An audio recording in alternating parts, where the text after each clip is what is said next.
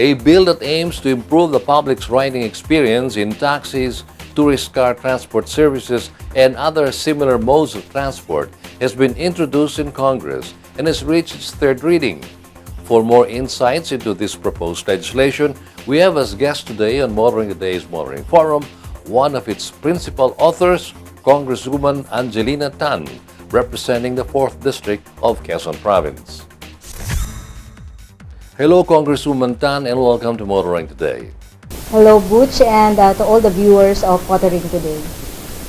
You are right now in the middle of passing a bill that seeks to improve and regulate the public's commuting and riding experience by establishing and protecting the rights of passengers of taxis and other similar modes of transport. What prompted you to work on this legislation? Thank you for that question. Well, number one, we have a rampant complaints from the passengers in the past years, and I think it is about time that we regulate this through this bill. The bill is centered on the rights of passengers. Would you kindly enumerate these rights that passengers of the modes of transport mentioned in the bill would enjoy once the bill becomes a law?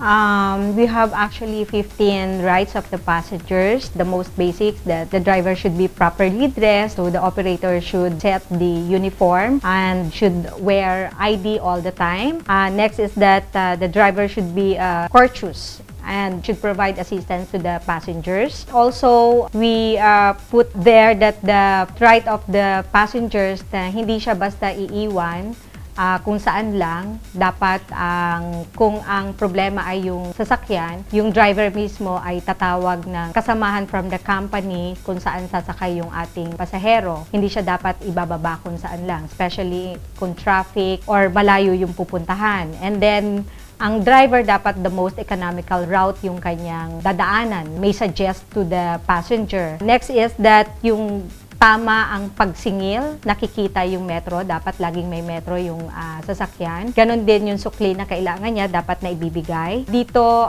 kasama sa karapatan yung hindi dapat nag-multiple hiring, no? Nagpapasakay ng iba pa ang driver. And then also yung basic amenities in the taxi, dapat may air condition. Kung yun ang nakalagay sa labas ng taxi, dapat i-provide siya. Ganon din kung if the passenger asks for the lights, pwedeng ibigay yon, ganon din, wala dapat kung ayaw ng pasahero na maingay or sound system, of course, the no smoking inside the taxi, and then yung i-refuse siya, no, ng driver. Kapansin-pansin po na ang ilan sa mga nabanggit na karapatan are already enforced or enforceable due to existing laws already covering them, katulad ng anti-drunk and drug driving law and LTO rules on the proper uniform of drivers of PUVs. Is this a way of saying that enforcement of laws is wanting in this sector? Yeah, I think so. Kasi if there's an existing already, no, in other laws, still may problema tayo on the services of taxi operators and drivers, which means hindi siya napafollow. In this bill, we reiterate those rights, no? We stipulate yung mga karapatan na dapat nakukuha ng pasahero. Can you give us an idea, ma'am, of the sanctions or penalties for those that violate these rights? Well, for the driver, we provided penalties on first offense, like 1,000, I think. Second offense, 3,000. Third offense is, I think, 5,000 or 10,000. And then revocation of the license. And we also put a provision on the penalties for the operators. Same, they have to give money, a fine from first to third offense, and then I think revocation of their franchise. Can you please tell us the status of the bill and what do you think of the chances of the bill being approved sa Senate? Well, we already approved it in third reading, I think transmitted to the Senate. We're hoping that the Senate will act on it, but because we have an upcoming election next year, I don't know if the assigned committee on this bill in the Senate will have time to hear this one. But if will not be able to pass this bill, then I will refile this again on the 18th Congress.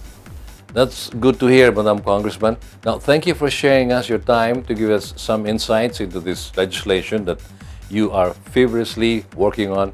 Now, bago po tayo magtapos, meron po ba kayong mensahe sa mga manonood, lalo na sa mga taxi operators, drivers, and of course, passengers relevant to this bill?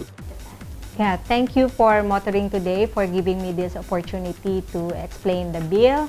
During the deliberation, there are opposing positions on this matter. Of course, the drivers doesn't want this bill initially. They also have their rights, no, as the driver, which I believe, no, tama po, meron din silang karapatan na dapat iginagalang din ng pasahero. But because most of the complaints right now are yung sa passengers aspect po, minabuti namin ito na itulak.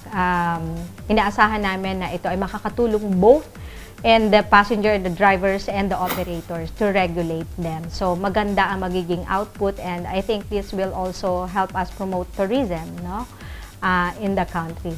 That's all. Thank you very much. Thank you very much, Madam Congressman. Thank you, Butch. Happy motoring.